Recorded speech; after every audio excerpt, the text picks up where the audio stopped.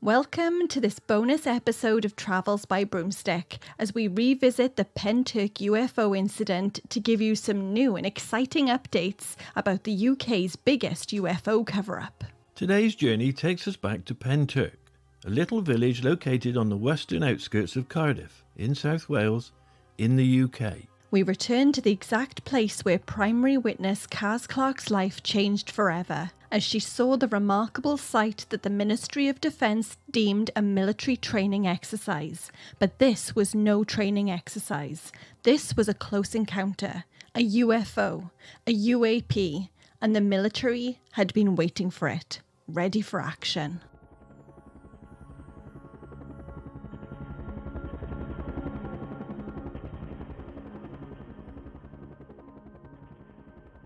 On Friday the 26th of February 2016, after at least 3 days and 3 nights of military aircraft circling the skies over Pentyrch, Caz and her neighbour Dave headed to the 5-bar gate that overlooks the farmland behind Caz's home. They wanted to get an unobstructed view of the sky above them and the surrounding area, due to all the military activity.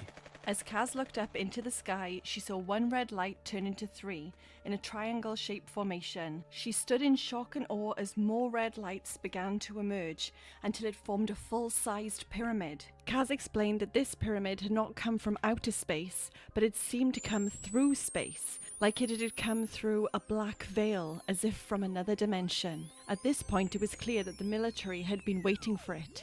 They knew that this was coming. David and Caz stood in silence as they watched the pyramid turning very slowly in the sky and swinging down in a pendulum-like motion until it righted itself in front of them and ejected a hand of lightning. This was as if to prevent it touching the earth. Caz was fixated on it touching the ground and could not take her eyes from it. Suddenly, the pyramid fired a bright green object out of the top of it. The object moved above a small thicket of trees only a couple of 100 feet up and approximately 100 feet away. It stayed there, shining brightly like a green star, just swaying from side to side, seemingly surveying the area around it. As more military aircraft arrived at the scene, they began to fly directly towards the pyramid. The green object moved in a straight line over and in front of the planes that had arrived, flashing 3 extremely bright green strobes at them. The military aircraft started to chase it. It skipped away towards Llantrisant, bouncing like Tigger from Winnie the Pooh. Caz believed that this object was deliberately trying to lure the military away from the big pyramid, acting like a decoy. Caz watched as it disappeared into the distance. Just then, 2 barrel-shaped objects appeared from out of the darkness. They were red and about the size of a smart car. There was no noise, and they were hovering at Caz's right-hand side and stopped just above the hedge about 30 feet away and about 20 feet up. Caz could see that these barrels were capped at the top and at the bottom. They were smooth as if made from glass, and the insides looked like a cake mix, churning and turning.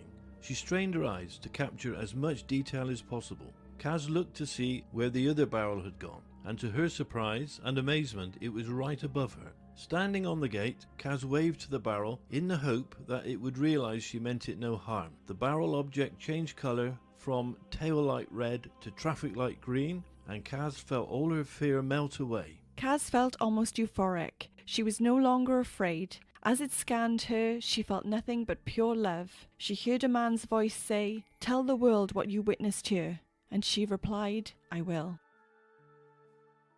The green barrel started moving away from her, above the rooftops of the houses in her street, and Caz watched until she could no longer see it. The red barrel had also begun to move and made its way across the fields. Caz and David were both in shock. They went back to the house. When Caz finally went to bed, she couldn't sleep, and after a while she heard an enormous explosion. It came from the direction of Llantrisant, which is about 5 miles away. In her heart, she knew that the military had shot down the green object, and she wanted to know the truth. She wanted to find the impact site. She wanted to know what had happened to her. Caz Clarke wasn't the only witness to the UFO in the sky that night. It took some time, but finally a few people have come forward to describe what they had seen on the night of Friday the 26th of February 2016. Mr. Richard Richie Woodward has come out as a witness to the event, describing what he saw as not of this world and majestic. He sat down with primary witness Caz Clarke and explained in an interview that he was going out to collect a takeaway that he had ordered. On the way, he popped into the Miskin Arms pub, but before he could even sit down and order a drink, somebody told him that a UFO had just flew over the pub. He laughed it off, but decided to leave and investigate for himself. There, in the sky above him, was an alien craft, a triangle formation with red lights at each corner. He said he was frozen to the spot. He didn't even think about getting his mobile phone out of his pocket to take a picture. He just stared at the object, not wanting to look away, taking it all in. Mr. Richard Woodward described the aircraft as being much bigger than a 747 plane, and silent. He had never seen anything like it before in his life. He didn't feel frightened. He didn't feel like it was a threat. He just felt in complete awe of it. After collecting his food from the takeaway, he went home. He didn't tell his wife or his family about anything that he'd witnessed, because he felt like there was too much to absorb, too much to understand, too much to take in. He felt blessed to see it, and it opened his mind to the truth that aliens are out there. Another witness to the events that night was Jacob Coleman. Jacob knew the area very well, as he would often drive over to see his then-girlfriend, who lived in Llanharan. Jacob would make the commute through Fairwater, Pentyrch, Lava and along Llantrisant Road to get to Llanharan. Jacob worked shifts and his working hours were 6 in the morning until 6 in the evening, or vice versa. That night, Jacob was going back from his girlfriend's house in Llanharan to Cardiff. He remembers that the sky was unusually full of aircraft.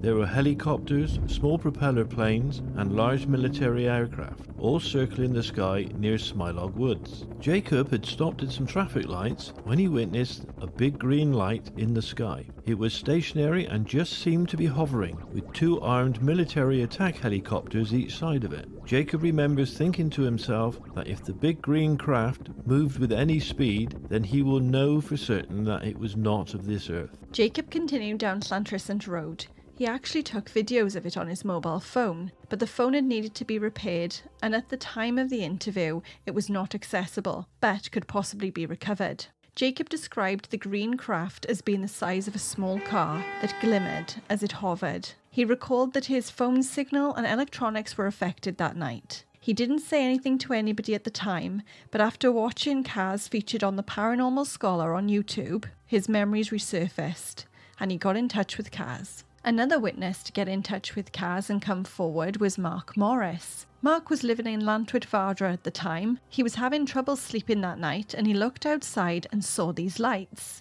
The lights were large, strange objects that turned from green to red. They were like traffic lights in the sky. Mark was shocked. He was amazed at what he was seeing. He couldn't believe his eyes. Mark's partner at the time and his stepson also witnessed the lights and the military aircraft, and they called the police. Mark remembers that there was a big explosion that night and what sounded like continual rolling thunder.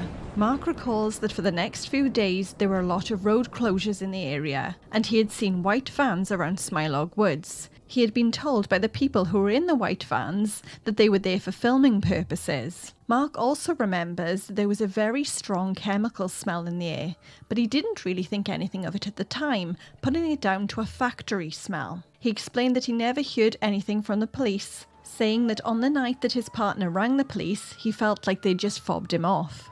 Mark Morris definitely thought that something strange was going on. He knew that there was a cover-up of some sort. If you want to see the full interview videos, visit the Pentyrch Incident YouTube channel. The more witnesses that come forward, the more we can make sense of this incredible intergalactic event.